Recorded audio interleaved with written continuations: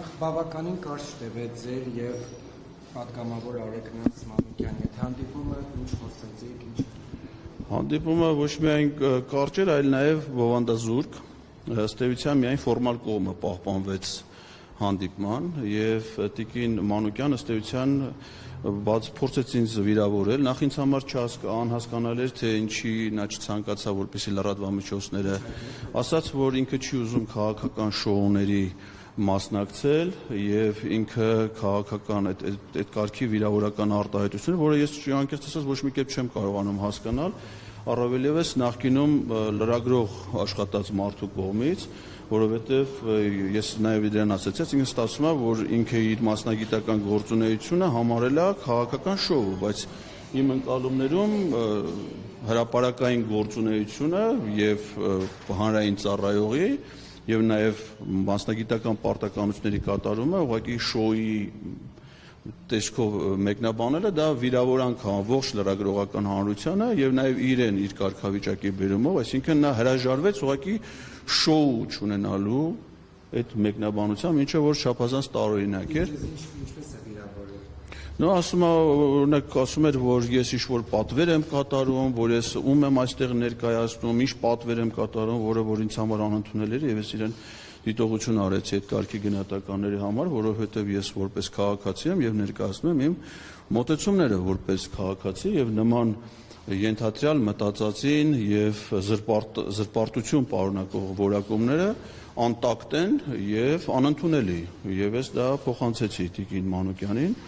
Ինչ վերաբերվում է հիմնական հարցերին, ես խնդրեցի, որ նա հանձնաժողովի նախագահին փոխանցի մանրաժեշտ իմ անհանգստությունը, որ հանձնաժողովի նախագահի տեղակալին պարտականությունները կատարող, որ նա չի կատարել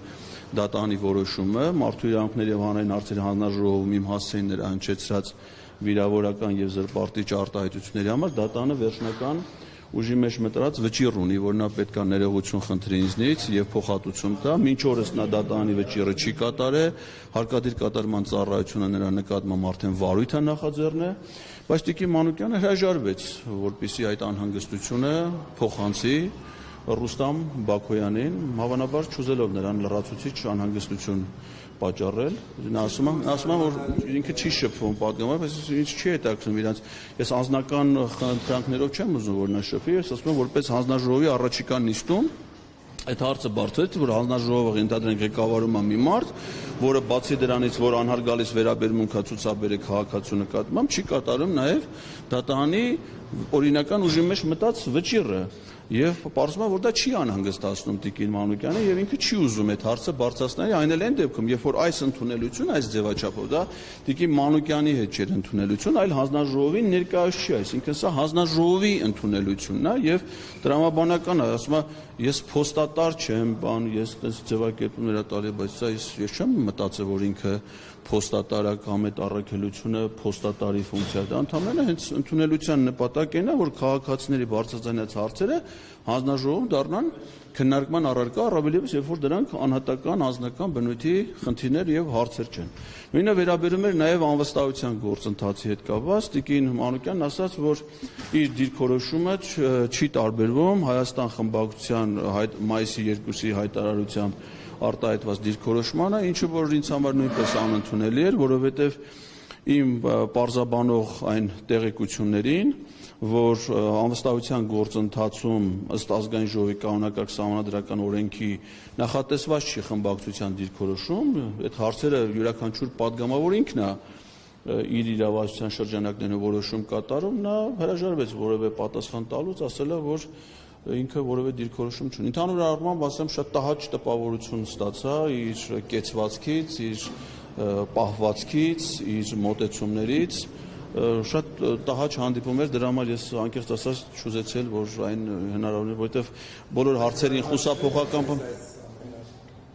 Նո, այս վերջի զարգացումների պարագայում կարող է որոշակի իմաստով նաև տրամաբանական էր, որ այդպես կարող լինի։ Եվ ընդհանրապես ձեզ ասեմ, որ Արեգնաց Մանուկյանը նաև այն պատգամավորներից է, այս հանձնաժողովը, որ երբ որ ես առաջադրված էի մի թեկնածու նաև իրենց խմբակցության կողմից, խմբակցության որոշում կար առաջադրելու, նա չի մասնակցել այդ հանձնաժողովի նիստին եւ որևէ ձևով չի պաշտպանել իրենց խմբակցության դիրքորոշումը ոչ այդ հանձնաժողովի նիստում, ոչ էլ դրանից առաջ։ Թե այս մի դեպքում վարչապետին անվստահություն չհայտնելու ինչի է այտենց լավ ձևով պաշտպանում, երբ որ կարել պաշտպանել նաև մի տեխնացու առաջադրելու որոշումը, ինձ համար մնում է անհասկանալի։ Եվ առաջիկայում այլ հանդիպումներ նախատեսվում։ Այո, վաղը ժամը 10-ին ֆինանսավարկային եւ բյուջետային հարցերի հանձնաժողովում է նիստ եւ կա նաեւ պաշտպանության անվտանգության հարցերի հանձնաժողով հաջորդ օրը եւ ուրբաթ օրը, եթե չեմ սխալվում, նաեւ կրթության, գիտության, մշակույթի եւ սպորտի երիտասարդության հարցերի սփյուռք երկար անվանումը այդ հանձնաժողով դրանով ավարտվում են ընդունելությունները հունիս ամսվա, իսկ ընդունելության կարգով հուլիս-օգոստոս ամիսներին ընդունելություններ նախատեսված չեն, այսինքն հաջորդ ընդունելությունները կլինեն հավանաբար սեպտեմբեր ամսին։ Ես եմ շնորհակալ։ Չէ, հանդիպումը կայացել է, այսինքն պատգամավորը ինձ ամեն դեպքում ընդունելության արժանացրել է, հիմա անկախ դրանից, որ հարցերի պատասխանը ինձ չի բավարարում կամ մոտեցումները անընդունել են, դա էլ հարց է, բայց պատգամավորը ինձ ընդունելության արժանացրել եւ ես առիթ չունեմ այդ կապակցությամբ որևէ իրավական գործընթաց իրագործելու։ Ես եմ շնորհակալ։ Հարգելի հետևորդներ, դուք լսեցիք Էդգար Ղազարյանին, նա հանդիպ